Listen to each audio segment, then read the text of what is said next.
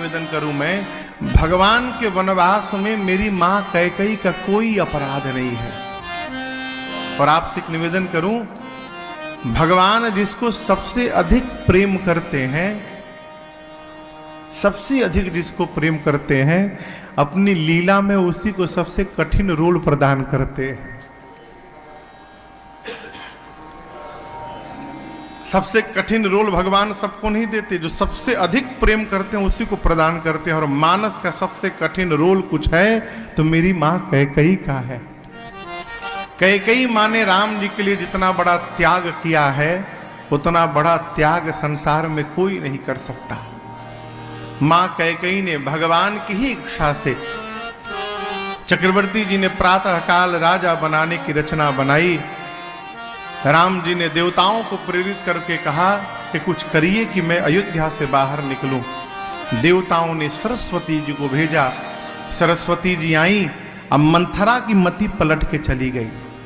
अब यहां मंथरा की ही मति क्यों पलटी गई, ये विषय है सोचने का। सरस्वती जी पूरी रात अयोध्या में घूमती रही, पूरी रात। ऐसा कोई नहीं दिखाई पड़ा जिसकी मति पलटी जा सके। निराश होकर जब वापस जाने लगी, तब रास्ते में मंथरा दिखाई पड़ी।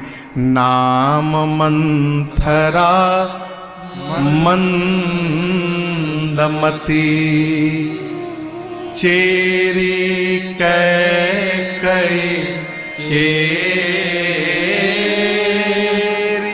अजस पिटारी ताही करी, गई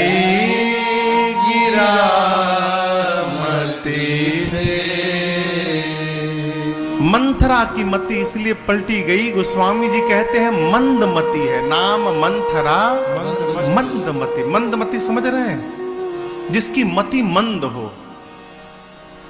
सरस्वती जी को कैसे पता चला कि मंथरा की मति मंद है? बात तो हुई नहीं, केवल ऊपर से देखा है? यहां दर्शन करिए। प्रातः काल राम जी युवराज बनने वाले हैं, अस्तु पूरी अयोध्या दुल्हन की भांति सजाई गई। पूरी अयोध्या सज गई, चारों तरफ मंगल साज्य सजने लगे, कलश रखने लगे, दीप जलने लगे। रात्रि में पूरी अयोध्या सज गई है। मंथरा सोचने लगी कि अचानक आज ये सजावट कैसे होने लगी। किसी से पूछा इस श्रृंगार का कारण क्या है? उसने कहा, तुम कहां रहती हो मंथरा? कल प्रातः काल महाराज राम जी को युवराज बनाने वाले हैं। इतना सुनते ही मंथरा कांप गई। क्यों? अयोध्या में केवल एक मंथरा ही ऐसी जीव है जो मेरे भगवान से जलती थी, राम जी को प्रेम नहीं करती थी। कैकेयी जी की दासी है, इसलिए वो भरत जी को प्रेम करती थी राम जी के जगह पर। राम जी युवराज बनेंगे सुन के मंथरा कांप गई। और याद रखिएगा, आदमी मुख से भले कुछ भी नाटक करे, आंखें सब बताती हैं कि वास्तव में इनको पसंद है कि ये नाटक कर रहे हैं। अकिया सब बतावत है, मुंह से तो आदमी अरे बहुत सुंदर बहुत सुंदर बहुत सुंदर, आंखें बोलती है हम झूठ बोल रहे हैं। मंथरा का चेहरा उतर गया। कैकेयी जी की दृष्टि पड़ी सरस्वती जी की। देखिए पूरी अयोध्या में सब नाच रहे हैं और ये उदास है। इसका अर्थ है कि राम जी का अभिषेक इसको रास नहीं आ रहा है। और जिसको भगवान के उत्सव में रास न आवे वो जीव मंदमती है। मंदमती कौन? जो बुद्धू है वो मंदमती नहीं है।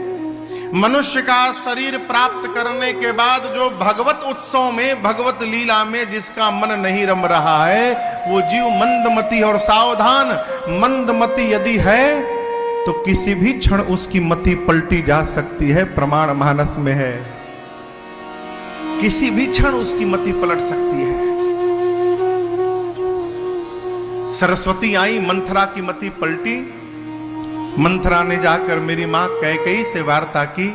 और याद रखिएगा, मंथरा के कहने से मां कैकेयी के ऊपर कोई प्रभाव नहीं पड़ा। लोग कहते हैं मां मंथरा, मां कैकेयी राम विरोधी है। बहुत, हाँ आपको छोड़िए, कथावाचक कहते हैं। इस व्यासपीठ पे बैठ के कथावाचक लोग घंटों मां कैकेयी को न जाने क्या क्या कहते रहते हैं। एक प्रश्न है मेरा, एक प्रश्न, धान का बीज, धान समझते हैं, धान का बीज मिट्टी में डालेंगे तो जो पौधा निकलेगा उससे धान निकलेगा कि गेहूं निकलेगा? कहिए, धाने निकलेगा ना। ऐसा नहीं हो सकता ना कि फरई की कोदो बाली सुसाली, धान लगाएंगे तो धान निकलेगा। यदि मां कैकेयी राम जी की विरोधी हैं तो राम विरोधी मां कैकेयी के कोख से भरत जैसा साधु कैसे जन्म ले लिया हो?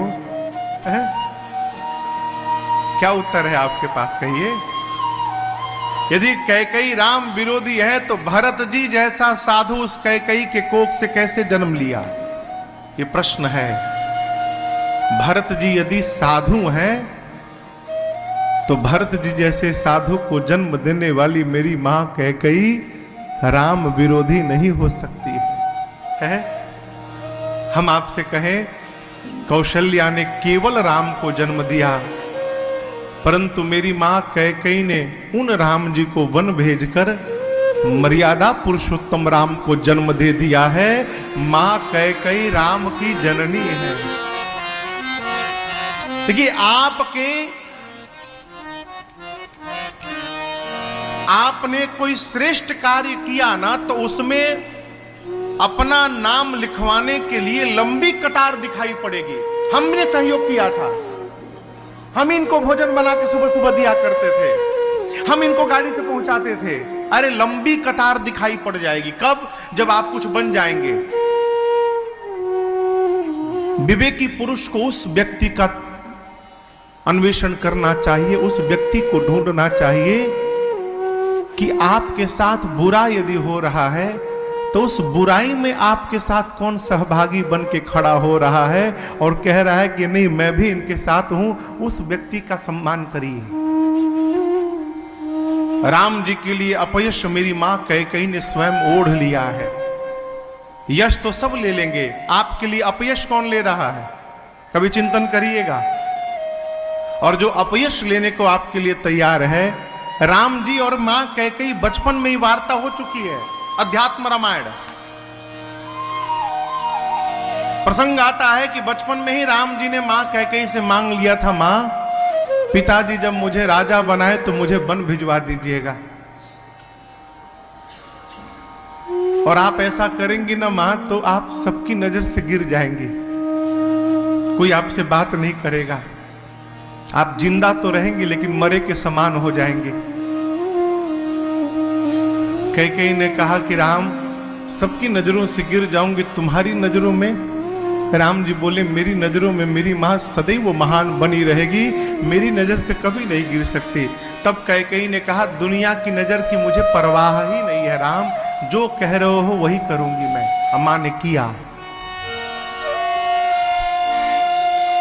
अरे मां कैकेयी को जब मंथरा ने आकर कहा कि कल प्रातः काल महाराज राम को युवराज बनाने वाले हैं, तो मां कैकेयी ने कहा कैकेयी मंथरा तू जो कह रही है कि कल प्रातः काल राम युवराज बनने वाला है, तो एक बात सुन ले, कैकेयी के जीवन में कल का दिन ही सबसे श्रेष्ठ दिन होने वाला है।